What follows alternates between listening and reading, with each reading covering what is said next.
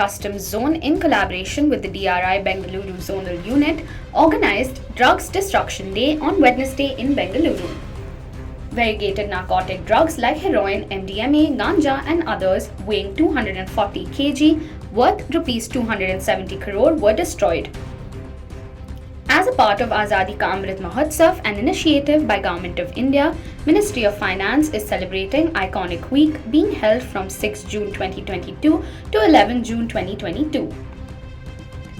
A total of around 42,000 kg narcotics would be destroyed at 14 locations across the country.